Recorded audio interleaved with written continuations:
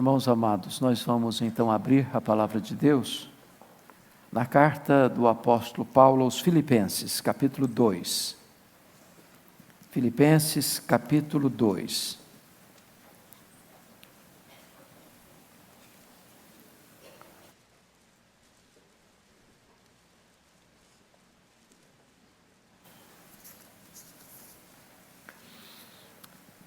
Nós leremos os versos 9 a 11.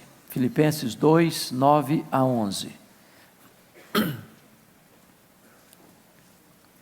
O apóstolo Paulo escreve assim: pelo que também Deus o exaltou sobremaneira, e lhe deu o nome que está acima de todo nome, para que ao nome de Jesus se dobre todo o joelho, nos céus, na terra e debaixo da terra, e toda língua confesse que Jesus Cristo é Senhor, para a glória de Deus Pai. Amém. Meus amados irmãos, esta verdade que acabamos de ler, o senhorio de Cristo, é a verdade magna do cristianismo. Esta doutrina é a acrópole de toda a doutrina cristã. Aqui está o núcleo do Evangelho, a essência do Evangelho. Jesus Cristo é o Senhor. Eu quero tratar deste assunto hoje com vocês. E quero evocar a experiência de um sociólogo francês que, fazendo a sua tese de doutorado sobre a religiosidade do Brasil, porque notou que desde o nosso descobrimento, esta terra tem um cunho religioso. Os nossos descobridores deram o nome de terra de Veracruz, terra de Santa Cruz. Então nós temos uma espécie de viés religioso. E esse estudioso, para escrever a sua tese, viaja ao Brasil para fazer uma pesquisa de caso, uma pesquisa de campo. E ele fica impressionado porque, ao chegar já no aeroporto do Rio de Janeiro, lá na alfândega já viu um grande crucifixo pendurado e viu já ali a representação de Jesus.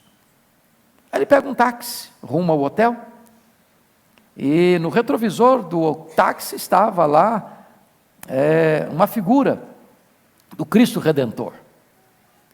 Mesmo a caminho do hotel, ele viu muitos templos religiosos das mais diversas denominações.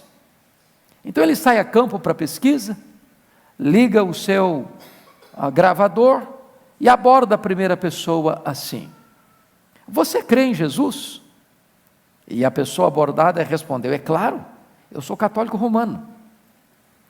Aí ele avança um pouco mais e vê uma igreja de portas abertas, um grande letreiro em cima: Jesus é o Senhor.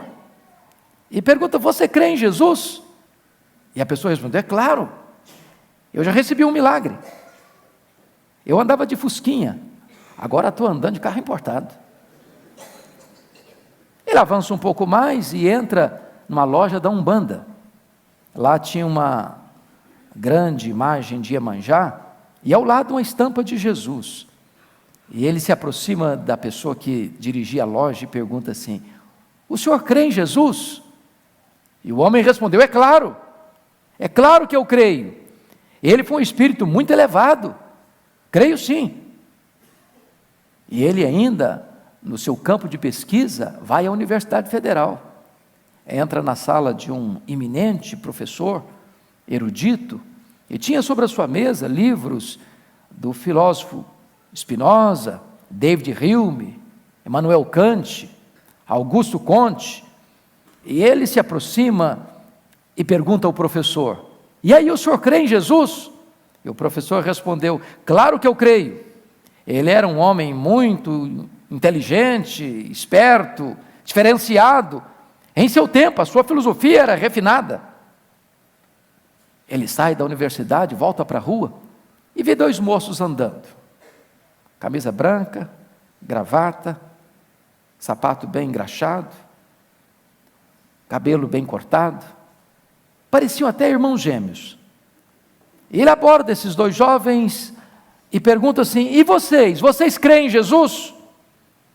E eles responderam: sim, claro que nós cremos. Nós fazemos parte da igreja verdadeira. Nós somos da igreja dos santos dos últimos dias. Ele avança um pouco mais e então vê um grupo vendendo algumas revistas religiosas, e panfletos, e pergunta: e vocês? Vocês creem em Jesus? Claro, nós cremos. Aliás, nós podemos falar tudo para você sobre Jesus. Podemos falar para você sobre o Armagedon. Aliás, nós fazemos parte dos 144 mil eleitos do Apocalipse. E o sociólogo fica impressionado com a vocação religiosa do povo brasileiro. Viu a estampa do crucifixo nas repartições públicas, nas casas, no aeroporto, e para todo lado, até nos botequins. E ele viu quão religioso é o povo brasileiro. Mas o que eu estou lhes contando é apenas uma parábola do que representa o problema religioso do nosso país. Quem é Jesus? E eu gostaria que nós pudéssemos agora levantar essa pergunta: quem é Jesus? Depois que Jesus, no mar da Galileia, acalmou uma tempestade, e os discípulos, impressionados com o seu poder, perguntaram uns aos outros: mas quem é este que até o vento e o mar lhe obedecem? Esta era a grande pergunta deles. Aliás, quando Jesus caminhava lá pelas bandas extremas do norte de Israel, lá nas fraldas do Monte Hermon, lá em Bânias, onde nasce o Rio Jordão, em Cesareia de Filipe, o próprio Jesus perguntou para eles assim: que dizem os homens ser o Filho do Homem? O que o povo comenta a meu respeito? E os discípulos responderam: uns dizem que tu és João Batista, outros dizem que tu és Elias, outros dizem que tu és Jeremias, outros dizem que tu és alguns dos profetas. Notem vocês que a essas alturas, Jeremias já era um profeta que vivera muitos séculos, João Batista tinha sido decapitado recentemente, Elias tinha sido levado para o céu, trasladado. E por que responderam isso? Porque a chamada doutrina da metempsicose, ou transmigração das almas, ou reencarnação, já era ensinada 500 anos antes de Cristo por Pitágoras, na Grécia. E eles acreditavam nessas coisas. Então, o povo acreditava nessas coisas. Então Jesus se volta para os discípulos e pergunta assim: e vós, quem dizeis que eu sou? E Pedro responde pelo grupo: tu és o Cristo, o Filho do Deus vivo, tu és o Messias, tu és o Filho de Deus, tu és o profeta, o sacerdote, o rei. Prestem bem atenção. Foi exatamente por esta causa de ele ser o Senhor, o Messias, o Filho de Deus, que ele foi sentenciado à morte. Quando ele foi levado, preso, para o sinédrio judaico, e o sinédrio contratou testemunhas falsas para acusá-lo, lá pelas tantas do interrogatório, depois que Jesus já tinha sido cuspido e esbordoado, o sumo sacerdote Caifás chega para Jesus e faz a seguinte colocação: eu te conjuro, pelo Deus vivo, que me digas quem tu és. És o Cristo de Deus, o Filho de Deus? E Jesus respondeu: tu o disseste. E o sinédrio não teve mais dúvidas, e sem tardança disse: é réu de morte, deve morrer. Exatamente porque ele era o Senhor, o Filho de Deus. Aliás, os próprios demônios sabiam disso. Quando Jesus chegava em determinados lugares e pessoas endemoniadas vinham, os demônios confessavam na boca dessas pessoas: tu és o Filho de Deus, sabemos quem tu és, o Filho de Deus. Mas depois do Pentecoste, quando Jesus morre, ressuscita e depois derrama do seu Espírito, lá no Pentecoste, Pedro se levanta, no poder do Espírito Santo, e diz para a cidade de Jerusalém, para aquela multidão que estava reunida: esteja absolutamente certa, pois, toda a casa de Israel, de que este Jesus que vós crucificastes com mãos de iníquos, Deus o fez Senhor e Cristo. Esta é a verdade magna do cristianismo. E o apóstolo Paulo disse o seguinte: se você, com a sua boca, confessar, e em seu coração você crer que Jesus Cristo é o Senhor, você será salvo. Essa é a verdade gloriosa do cristianismo. Mas eu gostaria que vocês olhassem um outro aspecto comigo. Esta não é apenas uma verdade essencial, esta foi e tem sido ainda hoje uma verdade perseguida, absolutamente perseguida, se não vejamos. Já no primeiro século, surgiu uma falsa doutrina, uma terrível e perigosa heresia no contexto religioso, chamada de gnosticismo. Era uma espécie de concubinato entre a filosofia grega e a fé judaica. Movidos pelo pensamento grego de que a matéria é má, essencialmente má, e o espírito é essencialmente bom, os gnósticos não acreditavam que Jesus Cristo pudesse ter vindo em carne e ao mesmo tempo ser Deus. E eles negavam essa doutrina da encarnação de Jesus Cristo. Eles negavam essa doutrina da divindade de Jesus Cristo. Portanto, essa foi uma doutrina atacada já no primeiro século. De dentro do gnosticismo sai um ramo chamado de docetismo, e eles acreditavam que Jesus era uma espécie de fantasma, de uma emanação, que ele não tinha um corpo verdadeiro, físico, material. É por isso que o apóstolo João escreve na sua primeira carta e na sua segunda carta, que aquele que nega que Jesus Cristo veio em carne, é o próprio anticristo. Esta é uma verdade absoluta, mas muito combatida. Chega no quarto século, o bispo de Alexandria, chamado Diário, começa a pregar na África, que Jesus Cristo não era Deus, da mesma substância de Deus, coigual, coeterno, consubstancial com o Pai. Era um ser inferior a Deus, superior aos anjos, mas inferior a Deus. Essa verdade foi duramente atacada no quarto e no quinto século, e foi preciso que Atanásio, no concílio de Nicéia, em 325, derrotasse essas heresias de Ário de Alexandria. Mais tarde, vem Nestório, afirmando que havia duas pessoas em Jesus Cristo. E logo depois, vem Eutiques e vai dizer, não, ele só tinha uma natureza e não duas, quando na verdade, a Bíblia ensina que ele é uma única pessoa com duas naturezas distintas. Ele é verdadeiramente Deus, ele é verdadeiramente homem, e foi só no ano 451, no concílio de Calcedônia, é que essa verdade foi claramente delineada. Ele é Deus de Deus, ele é luz de luz, ele é coigual, ele é coeterno, ele é consubstancial com o Pai, mas ele também é verdadeiramente homem. Na sua pessoa existem duas naturezas distintas, é a pessoa divina humana, teantrópica do Senhor Jesus Cristo. Mas aí chegamos ao século XVIII,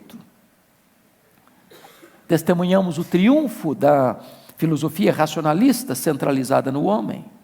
Vêm os enciclopedistas, Voltaire, Jean-Jacques Rousseau, Diderot, e eles fugiram completamente do espírito da reforma do século XVI e das Escrituras em relação a Jesus Cristo. Então, veio o século XIX. O século XIX contempla dois homens, um francês e um alemão, Renan e Strauss, escrevendo duas obras sobre Jesus. Renan e Strauss escrevem sobre Jesus, mas num viés humano, negando a sua divindade, negando a sua glória, negando o seu senhorio, negando o seu poder, negando os seus milagres, negando a sua ressurreição, negando o seu glorioso poder de verdadeiramente Deus, Senhor dos senhores e Rei dos reis. Aí chegamos no século XX. Estamos no apogeu do otimismo humano. Se você olha no campo religioso, as missões modernas estão pensando em ganhar o mundo para Jesus. A visão pós-milenista domina o mundo. Nós vamos ganhar o mundo. As missões estão indo para todas as nações da terra. O homem está confiando que nós vamos ver agora a segunda vinda de Cristo. Surgem aqueles, não, Jesus vai voltar nesse século. Se você olha do campo científico, o mundo está atingindo alturas excelsas do otimismo da ciência, do humanismo antropocêntrico. O homem vai construir com as suas próprias mãos o paraíso na terra. Se você olha para a igreja, ela diz, não, agora o reino de Deus vai ser estabelecido, o reino de glória, porque Jesus vai voltar. O homem está no auge do seu otimismo e da sua esperança. Quando o século XX é bombardeado por 2 sangrentas guerras mundiais. Baixa a bola, o pessimismo, o desânimo. Augusto Conte estava errado. O problema do homem não é apenas a educação. O problema que o homem precisa é de transformação. O homem é um gigante na ciência, mas é um pigmeu moral.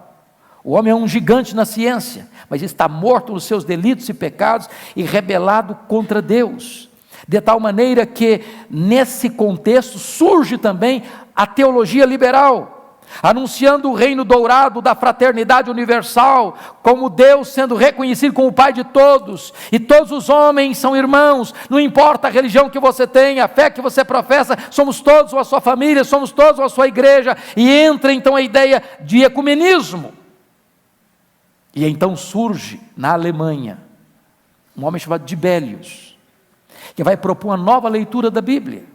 Não a leitura gramática histórica, mas a leitura crítico-literária. E vai dizer, não, esse livro é um livro comum, esse livro é um livro cheio de erros, esse livro é um livro cheio de falhas, esse livro é um livro cheio de contradições. Aí surge um homem também na Alemanha, Rudolf Bultmann, diz, não, esse livro está cheio de mitos, os milagres que estão registrados, não foi o que Jesus Cristo fez, foi o que os discípulos pensaram que eu tivesse feito. Nós temos que demitologizar o Novo Testamento e começar a anunciar um Cristo falso, mentiroso, que não é o Deus encarnado, que não ressuscitou, que não voltará.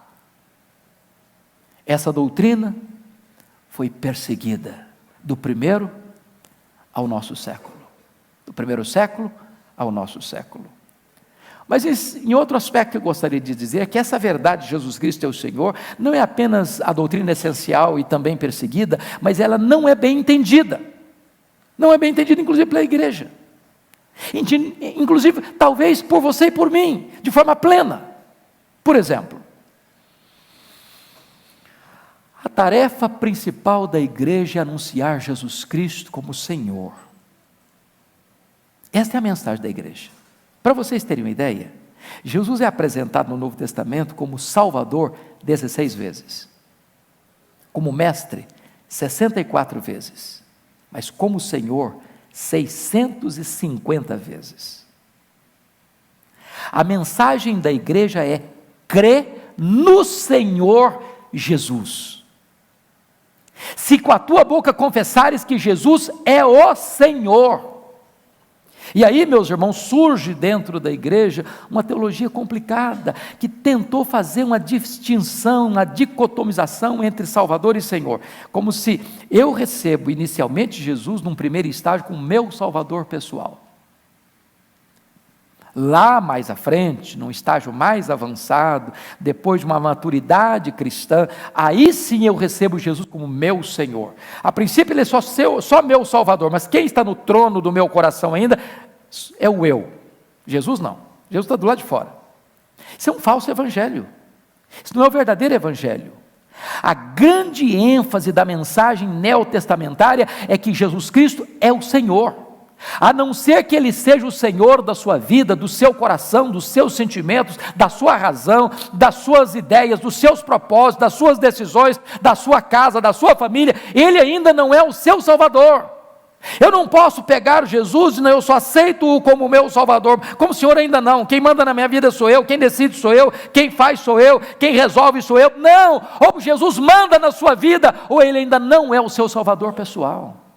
Essa é a mensagem da igreja, essa é a mensagem do cristianismo. Se vocês perceberem, os cristãos do primeiro século enfrentavam o mundo e conclamavam o mundo a se ajoelhar diante de Jesus Cristo, o Senhor.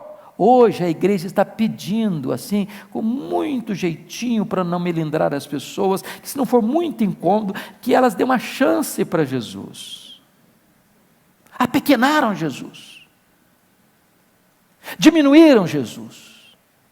Jesus é o Senhor, o Rei da glória, aquele que está assentado no alto e sublime trono. Eu pergunto a vocês, o que significa hoje, no século 21, você afirmar para alguém, Jesus é o Senhor? Quase nada, quase nada. Vira um clichê religioso, vira uma frase de efeito, virou uma nomenclatura teológica. Mas lá no primeiro século, para os nossos irmãos que viveram na igreja primitiva, afirmar que Jesus Cristo é o Senhor era uma revolução, porque naquela época, Senhor, Quírios, era César.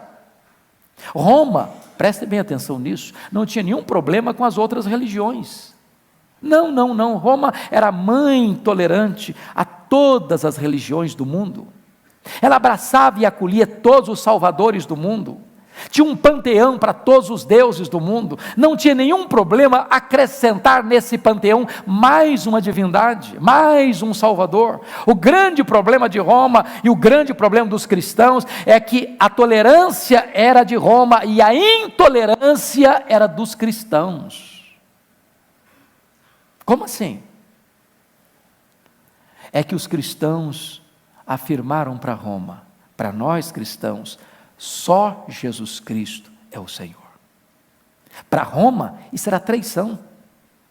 E por causa desta declaração para nós, só Jesus Cristo é o Senhor, os cristãos foram queimados vivos, os cristãos foram crucificados, os cristãos foram jogados nos anfiteatros da morte para serem devorados pelas feras, os cristãos foram martirizados, os cristãos foram jogados nos antros da terra, nas catacumbas de Roma, exatamente por afirmar que Jesus Cristo é o Senhor.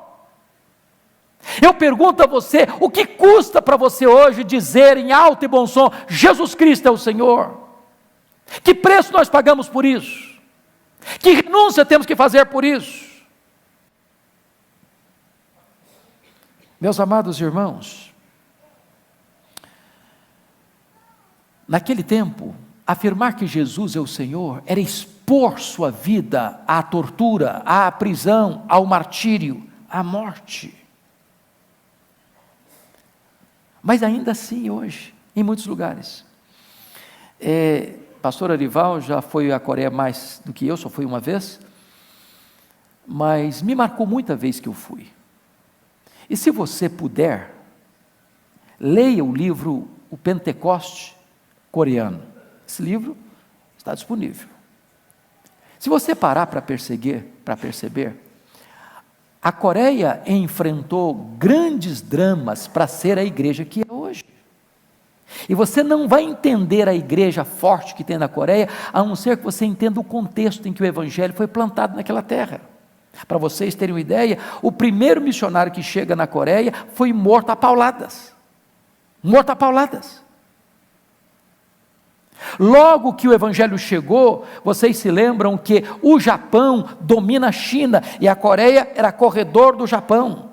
E se estabelece lá na Coreia que os crentes coreanos, inclusive, deviam adorar os deuses pagãos adorados no Japão e adorar o imperador como uma divindade. E aqueles que se recusavam a curvarem-se nos altares pagãos e a dizer que o imperador japonês era Deus, eram torturados. Eles eram torturados de maneira cruel, enfiando ferpas de bambu debaixo das unhas até matá-los. Eles eram torturados no sentido de amarrar as pernas no animal, a cabeça no outro animal e enxotá-los em direções opostas para o corpo ser arrebentado ao meio. Eles eram torturados colocando-se de joelhos e jogando uma pedra de 500 quilos em cima das suas pernas para esmagá-las. Num único dia, na cidade de Seul, às margens do rio Han, 200 pastores foram decapitados por simplesmente dizer: só Jesus Cristo é o Senhor. Visitamos ali o Museu dos Mártires, crianças, adolescentes, jovens, pastores, torturados, massacrados, vilipendiados, martirizados, por simplesmente dizer: Jesus Cristo é o Senhor. Depois da Segunda Guerra Mundial, a Coreia é rachada ao meio, e começa uma terrível perseguição ateísta contra a Coreia do Sul, e muitas vezes os crentes eram jogados dentro do seu templo, e se ateava fogo lá dentro do templo, com os crentes lá dentro, para que eles morressem carbonizados, simplesmente por eles afirmarem: nós acreditamos que Jesus Cristo, e nós proclamamos que só Jesus Cristo é o Senhor, nós não nos dobraremos aos falsos deuses, nós não adoraremos o ateísmo, nós não adoraremos qualquer outro, a não ser Jesus Cristo, o Senhor da nossa vida. A minha impressão é que a igreja hoje precisa voltar a esta mesma prática, e entendermos que Jesus Cristo é o Senhor da nossa vida, da nossa família, dos nossos negócios, das nossas decisões, das nossas ações, dos nossos sentimentos, da nossa vida, do nosso futuro, do nosso tudo. Precisamos entender isso, que diante dele deve se curvar os reis, os príncipes, os pensadores, os cientistas, os filósofos, todos, sem distinção, precisam se curvar. Ele é o Senhor. Ele é o Senhor do universo, irmãos. Ele é o Senhor do universo. Está lá no livro de Apocalipse, capítulo 5, que todo ser que existe, os anjos, os homens, a natureza, enfim, tudo que existe no universo, vai estar proclamando àquele que está sentado no trono e ao Cordeiro, seja a honra e a glória e o louvor e o domínio pelos séculos dos séculos. Ele é aquele que mede as águas na concha da sua mão, Ele é aquele que espalha as estrelas no firmamento, Ele é aquele que lança os fundamentos da terra, Ele é aquele que está sentado no alto e sublime trono, Ele é aquele que tem as rédeas da história em suas mãos, Ele é aquele que olha para as nações da terra e as considera como um pingo que cai de um balde. Ele é o Rei dos reis, Ele é o Senhor dos senhores, Ele governa e sustenta esse universo nas suas poderosas mãos. Ele é o Senhor. Mas Ele é o Senhor da igreja, Ele é o cabeça da igreja, Ele é o dono da igreja, Ele é o edificador da igreja, Ele é o protetor da igreja, Ele é o salvador da igreja, Ele é o Senhor da igreja, Ele é o consolador da igreja, Ele é a razão da esperança da igreja, Ele é tudo na igreja, Ele é a razão da nossa vida, Ele é o Senhor, o Rei dos reis, o Senhor dos senhores. Poderíamos sintetizar isso na oração que Ele mesmo ensinou, porque dele é o reino, e o poder, e a glória. Eu queria que você olhasse comigo os versículos que lemos, e deixei isso para o final, para entendermos algumas verdades aqui. Notem comigo o versículo 9, que a exaltação de Cristo é obra de Deus Pai. Olha aí, pelo que também Deus o exaltou sobremaneira. Quando se trata de se esvaziar, Ele não foi esvaziado, Ele se esvaziou. Está aí no versículo 7. Ele se esvaziou, ninguém o esvaziou, Ele se esvaziou. Sendo Ele transcendente, tornou-se imanente. Sendo Ele infinito, tornou-se um bebê. Sendo ele o rei da glória, se fez servo. Sendo ele rico, se fez pobre. Sendo ele bendito, se fez maldição. Sendo ele santo, santo, santo, se fez pecado. Sendo ele o autor da vida, deu a sua vida e morreu por nós. Ele se humilhou até a morte, morte de cruz, mas aí o versículo 9 diz que a sua exaltação não foi alta exaltação, ele não se exaltou a si mesmo, o Pai o exaltou, o Pai o exaltou. Esse é um princípio espiritual aplicado a nós, irmãos. É aquele que se humilha, que será exaltado. Aquele que humilha-se a si mesmo, por Deus, será exaltado. Segunda coisa, segunda verdade desse texto, é que a exaltação de Cristo é uma exaltação incomparável. Verso 9, está escrito assim: pelo que também Deus o exaltou sobremaneira. O exaltou sobremaneira, na língua grega, é uma palavra só. É no sentido de que ele foi exaltado ao grau máximo. É impossível alguém ser mais exaltado do que ele. Ele foi super exaltado. Ele foi exaltado em grau superlativo, absoluto. Não dá mais para aumentar esta exaltação dele. Ele já está exaltado no sentido máximo, pleno, maiúsculo, absoluto. Ele é o Rei dos Reis. Ele é o Senhor dos Senhores. Terceiro, a exaltação de Cristo é uma exaltação que exige a rendição de todos. Preste atenção no verso 10 agora comigo. Para que ao nome de Jesus se dobre, quanto joelho? Todo joelho. Onde? Nos céus. Mais aonde? Na terra. Mais aonde? Debaixo da terra. O que significa isso?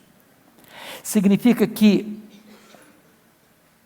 os seres angelicais, nas suas mais diversas ordens, precisam reconhecer o senhorio de Cristo.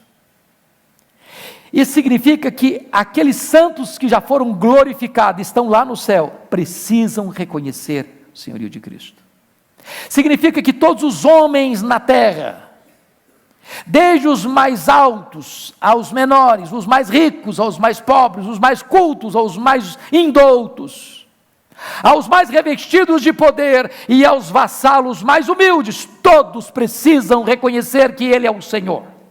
Debaixo da terra, todos os demônios e todos aqueles que já foram sentenciados porque morreram sem Cristo, já estão sofrendo as agruras do inferno, precisam reconhecer que Ele é o Senhor.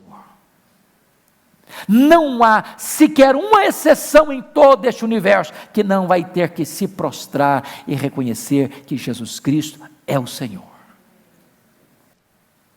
Essa exaltação exige uma rendição de todos. Agora preste atenção. Muitos hoje estão rebeldes. Muitos hoje se prostram e adoram a si mesmos.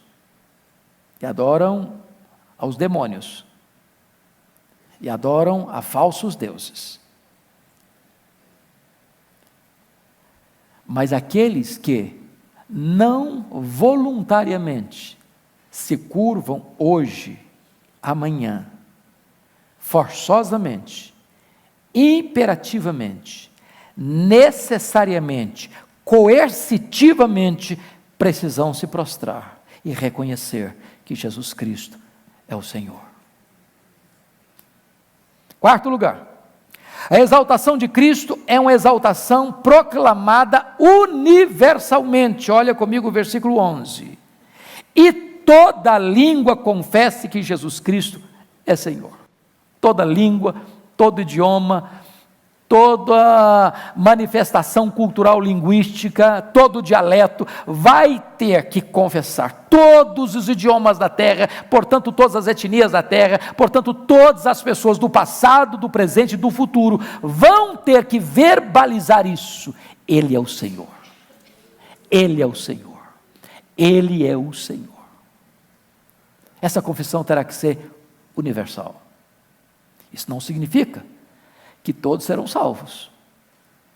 Hoje você pode fazê-lo com a espontaneidade do seu coração, se rendendo a Ele, porque a Bíblia diz que se você crer no coração, e se você confessar com seus lábios que Ele é o Senhor, você vai ser salvo.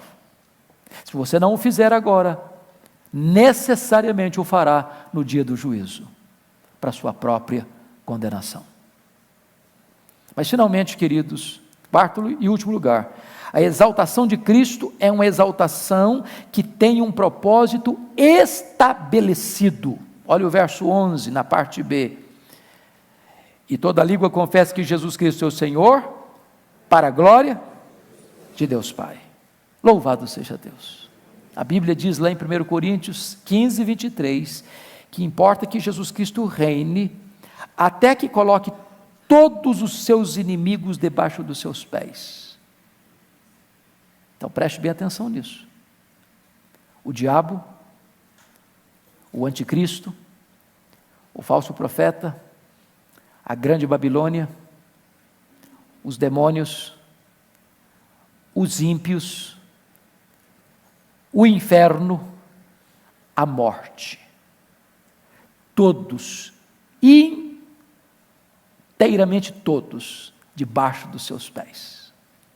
E quando todos estiverem debaixo dos seus pés, Ele entregará o reino ao Deus e Pai, para que o Pai seja tudo em todos, e para que o Pai seja glorificado. Este é o projeto de Deus, este é o Evangelho de Deus. E agora eu vou fazer uma pergunta para você: Jesus é o Senhor da sua vida? Eu não estou nem perguntando se você é presbiteriano. Eu não estou perguntando de uma forma mais abrangente se você é evangélico, ou se você é um cristão. Eu não estou perguntando se você é filho de crente. Não estou perguntando se você é um reformado calvinista ou se você é um arminiano. Eu não estou perguntando se você é tradicional ou pentecostal. Eu não estou perguntando se você tem Bíblia e se você ora. Eu não estou perguntando se você entrega o seu dízimo ou se você ainda não é nem dizimista. Eu só estou perguntando uma coisa que é mais do que essencial para a sua salvação. Jesus Cristo é o Senhor da sua vida. Ele manda em você. Você o obedece. Você o honra. Você é submisso a Ele. Ele dirige a sua vida. Ele comanda a sua vida. Seus pensamentos, suas palavras, suas ações, suas reações, suas decisões, suas escolhas, seu dinheiro, seu tempo, seu lazer, seus relacionamentos. Ele é o Senhor da sua vida. Não espere salvação, espere salvação, a não ser que Jesus Cristo seja o Senhor da sua vida. Crê no Senhor Jesus e será salvo. Essa é a mensagem da Bíblia.